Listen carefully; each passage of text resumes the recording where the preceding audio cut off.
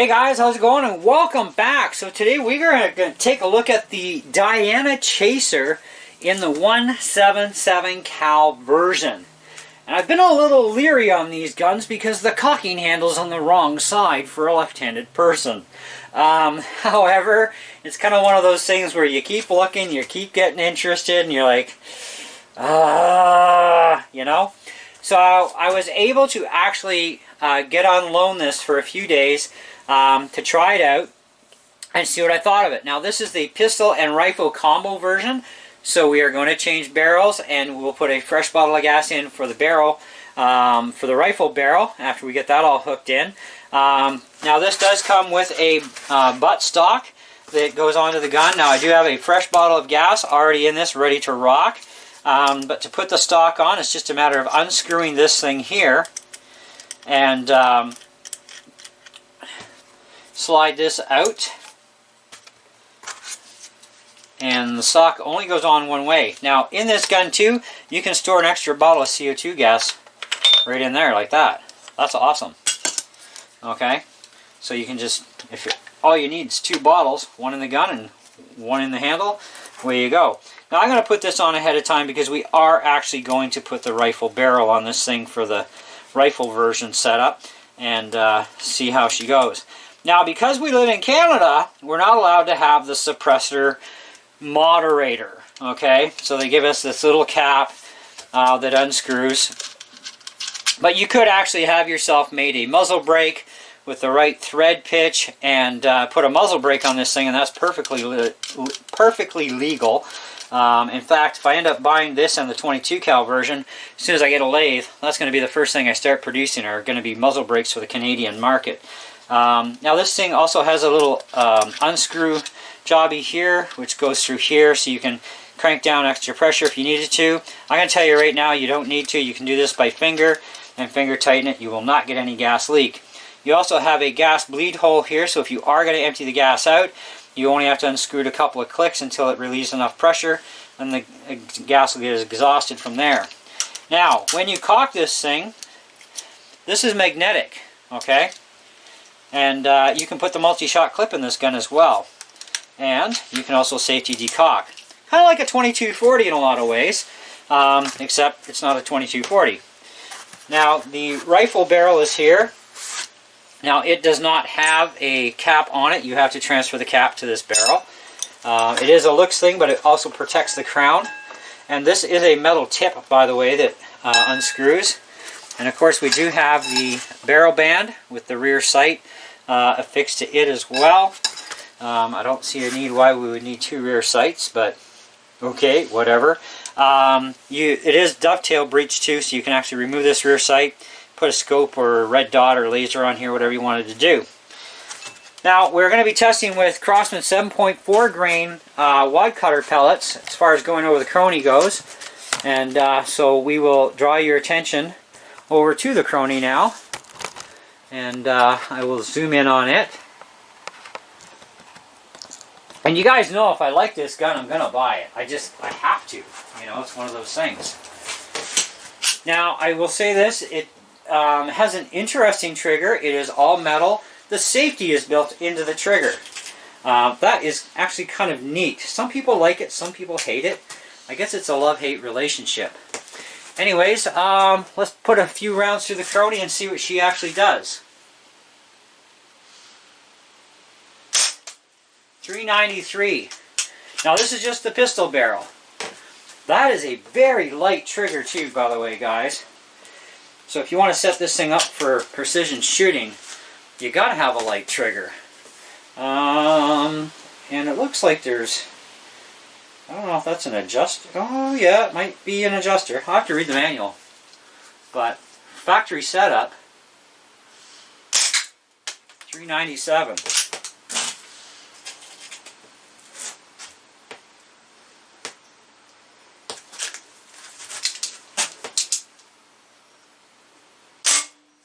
$398.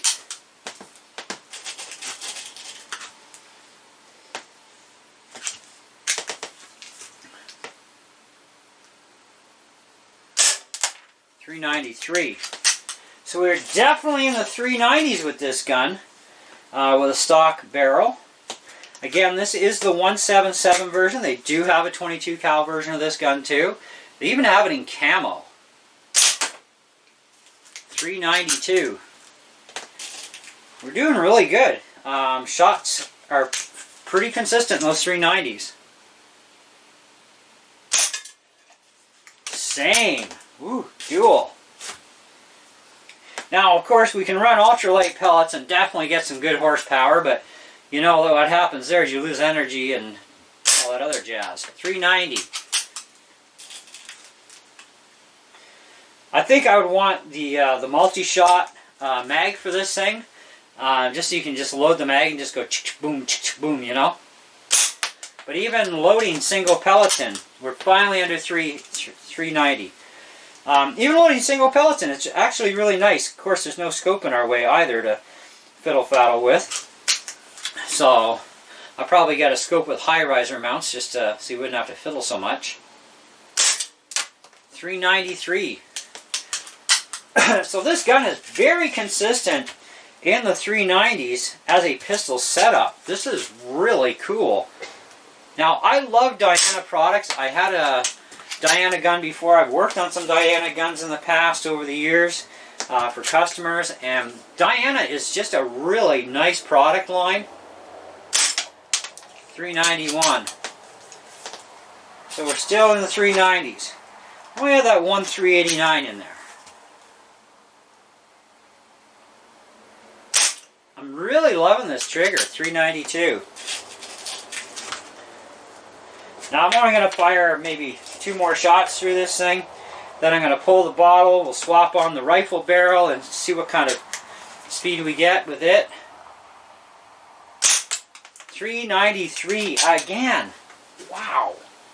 This thing is a very consistent shooter, and I'm not taking that much time between shots. 397. Oh, we went up a few marks. Maybe it was a lighter pellet. Let's try that again, just for giggles.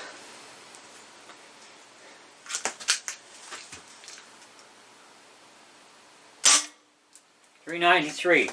Okay, so we're going to exhaust the gas. Just a little movement, and it's already exhausting the gas out.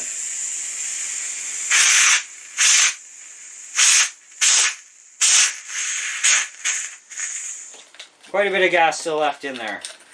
Lot of shot count on this thing. The piercing isn't too bad either. It's not bad. Okay.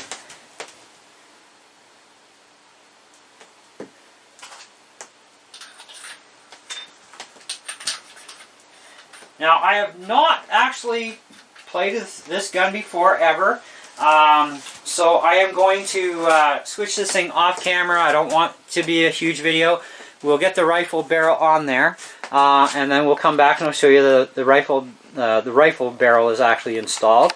So I will actually move the camera though over into that general area, and we'll be right back. Okay guys, so that was pretty simple, straightforward, and easy to do.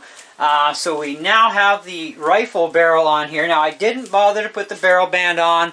We're not doing precision shooting or having to worry about that today. Today is just, you know, here it is, and let's do a Crony test and see what it's like that way. When I do go to do a video, of course, for accuracy shooting, I'm going to definitely have to put this barrel band on. That's definitely going to be a must-have to do. So, anyways, let's go back to the Crony, and we'll fire in our fresh bottle of gas through this thing, which we've got sitting in there. We just have to tighten up the knob and ignite it, and we'll see what kind of speeds we get with the actual rifle barrel on this thing.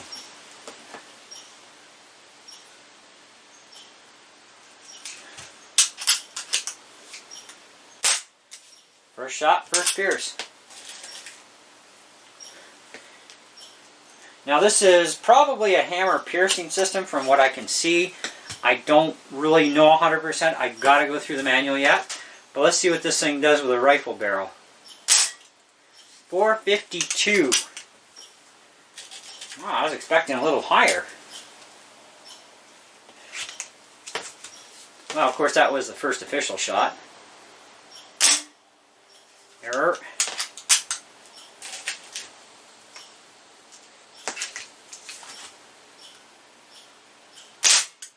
.466.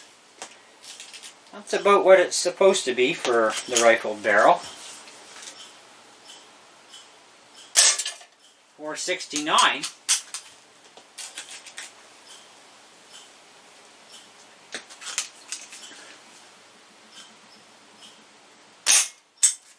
.466. I will say this though, I put my thumb across the barrel just to rest it there when I fired, and it's got a bit of a shake, so you're gonna want to put that barrel band on this thing. Error.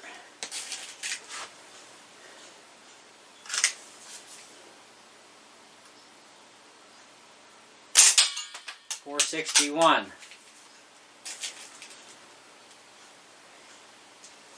Fire a few more shots through her. .463.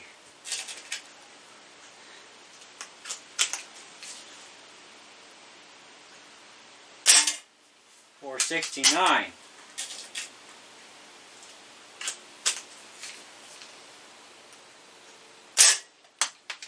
.462.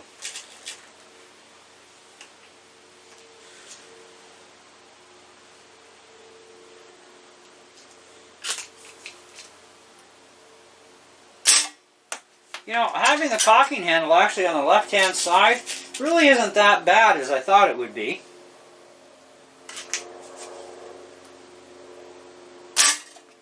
.67.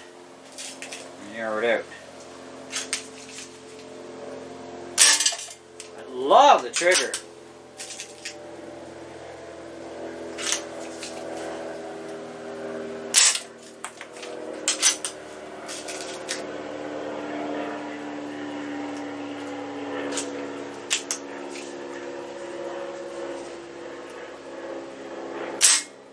.462. All right.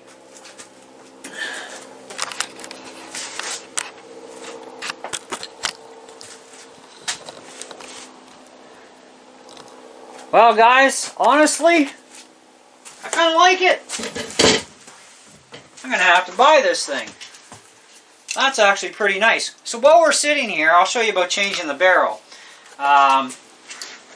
So you got two Allen screws. The bigger are Allen keys. The bigger one, of course, is for your barrel band. But you just have to loosen this screw off, about one full turn each on the outside screws. And then I would recommend fully removing the middle screw because you got to line up the hole. Just leave that there. And all you got to do is just give it a little gentle twist, like so. And it'll pop right out. And I haven't even pulled the gas.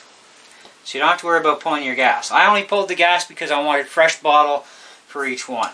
Okay? Now, to make life easier and more longevity out of your O-rings, in here, make sure you put a little bit of lube on here. Pellet gun oil, of course, if you want to use it. I use 30 weight non-detergent motor oil. It's my choice of product. Now, if you're going to use the barrel band, you're going to need to actually install the barrel band over the barrel first, okay? Because you can't get it on from this end. You have to get it on from this end first, and then you can install the barrel band on there, okay? And I would definitely advise that in a rifle configuration because there is a little bit of a side vibration when the gun fires with this barrel without the band on it, so I definitely recommend using that band, or your accuracy is going to be all over the place. Okay, so let's put this back in where it belongs.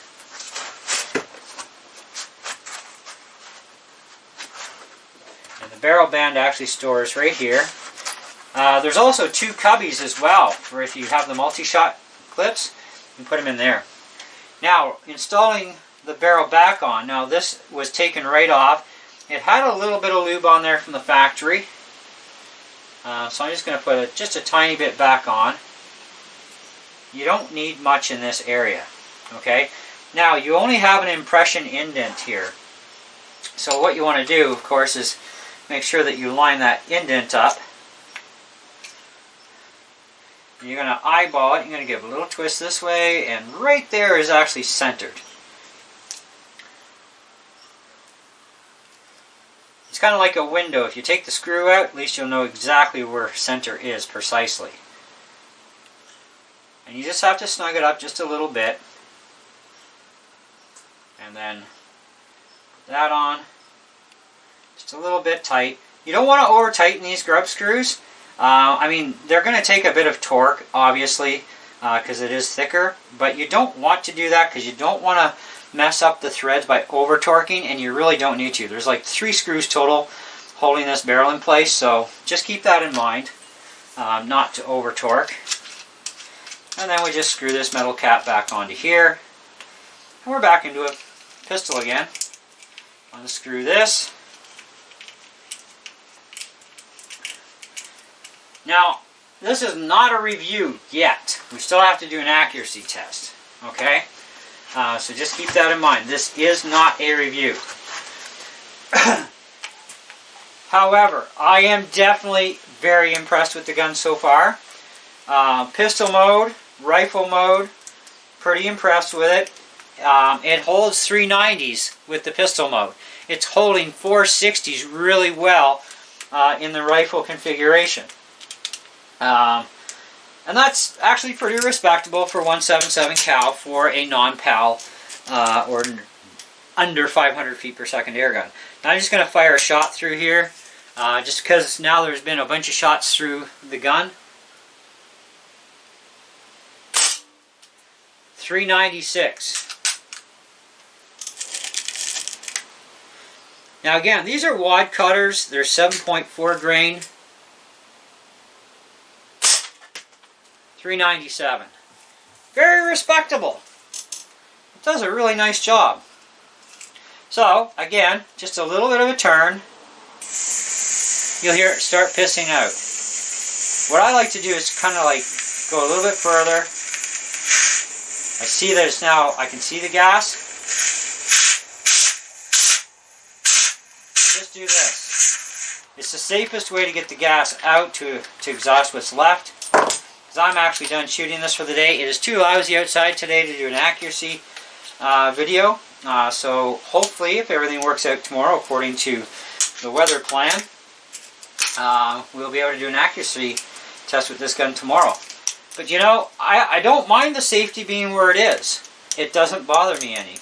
And then the trigger is really super sensitive just the way it's set up. Now, let me just take a quick scan at the manual here. You do get this nice case with it as well, especially, and I'm pretty sure it's only with the combo kit. I don't think you get a case with the pistol version only, but I don't know. But this is the combo kit.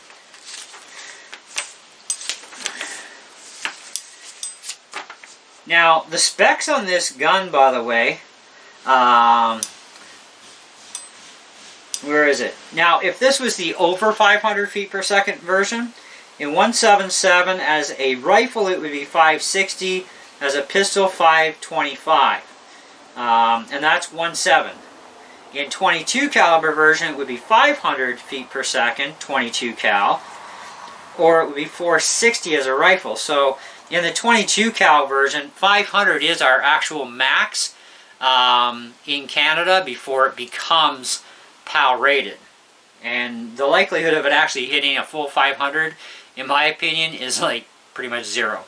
Okay, but either way, that's the technical data. Is if this was a basically a U.S. or alternate country gun, but this is the Canadian version that is non-PAL, and as we've seen also in the Crony results, it is definitely as well, definitely non-PAL. What I want to look for is the trigger. It should say if it's adjustable. And you do have full elevation and windage control, by the way, on the rear sights.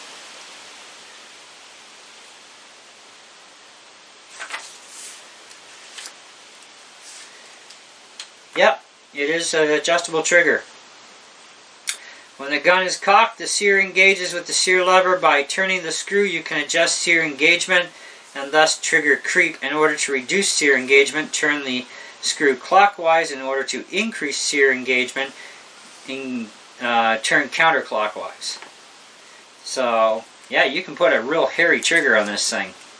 So you can definitely set it up for some very, very light touch, which is good. That's awesome. On 2240s from Crosman, we actually just put a lighter spring in for the sear. Yeah, it's too bad we're not allowed to have the moderator, but like I said, once I can get a lathe again, guys, I'll be making muzzle brakes for these things. So at least you can have a muzzle brake on it that'll screw on, look cool, and, you know, perfectly legit. So that is our Crony testing of the Diana Chaser in the 177 cal, both as a pistol and a rifle configuration. Do stay tuned for the accuracy testing. Now, I will only be testing with iron sights. I will not be doing any testing whatsoever with a scope on this gun, mainly because A, I don't have a scope for it, and it's also not my gun yet. But I figure iron sights is the best way. And given the speeds of this thing in a 177, I personally would not even bother with scoping this gun myself. I would just leave it as is. Now, if the 22 cal version turns out to be a little bit more horsepower power like it should be, that I would probably put a scope on, or I may not. We'll see. I mean, I got a lot of guns and a lot of 22s that already have scopes. These things to me are more of a fun thing, and they're very cool. It's also another kind of technology. Even though it's still CO2 gas, there's some different tech in a Diana gun over your typical Crosmans. So, and I like to learn as much as I can, considering I still repair air guns. That was actually a pretty good pierce on that bottle. Not bad. So, it does have really good shot consistency, even running through a lot of shots. Okay? So, I would definitely rate this thing, and I have to be fair and honest with you guys, as I always am anyways. I would have to say, as far as the speed goes and probable shot count, because we ran a lot of shots through it, even on the pistol barrel, I would definitely say an easy 4.5 out of 5. Okay, and it ain't perfect either. I did expect a little bit more speed than what we got out of the rifle barrel. We didn't, but that's okay. It's the way it goes. So I'm not going to really nitpick on that. As far as the kit goes, I mean, these are 170 bucks, brand new. Very super heavy duty stock.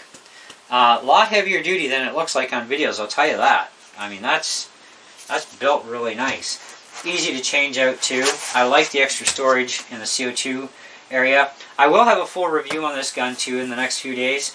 I was kind of, like I said, with this cocking handle on the left side, at first it kind of really bugged me a bit because I'm left-handed, right? And but I thought, you know what, I can just put it this way and cock it, and I can still load it, and still, you know, away I go, right? So, or I can hold it in my left hand still, and then just switch hands. I can't load a pellet with my left hand. I have to load it with my right hand. It's just the way I am. But even still, very nice gun. You know, so far, pretty impressed. But like I said, this is not a review. But even for right out of the box setup, that's nice. That's respectable. And very nice they give you some extra O-rings. And what I would probably do if you wanted to save some money is try and find these exact same O-rings at your local hardware store. Because you'll probably save a lot of money over buying, you know, from a website. But if you can't find them, well, buy a bunch of O-rings from the website. Keep them in your collection, and one day you may need them, or you may not. Who knows? Hard to say. If you're switching barrels a lot, you're definitely going to go through some O-rings. But, yeah, so that's our Crony results. Nice gun, actually. Very nice. Stay tuned, like I said, for the accuracy testing video, as well as a video of the final review and what I think of this. In total, but so far I am actually definitely impressed with this thing. That is a lot more impressive than what I've even seen on videos myself on YouTube. You know, having it in your hand makes a huge difference to know, hey, is this thing really cool, or, you know, but trust me, this thing is actually a pretty cool little plinker, you know, and it does have some speed in it. Though I would not recommend trying to hunt given those speeds. I would not do pest control with this. It's just not quite enough horsepower for that. But there we have it. Thank you for watching. Stay tuned for more. Sub the channel if you're not already. Hit the bell for notifications for updates to my channel. We got a lot of gun stuff coming over the summertime, and I got a lot more guns to get yet too. Well, I wouldn't say a lot. I gotta watch how I say that too, because, you know, my wife watches my videos. Shh. Okay, a few more guns. Okay. Thanks again, guys. Catch you on the next one.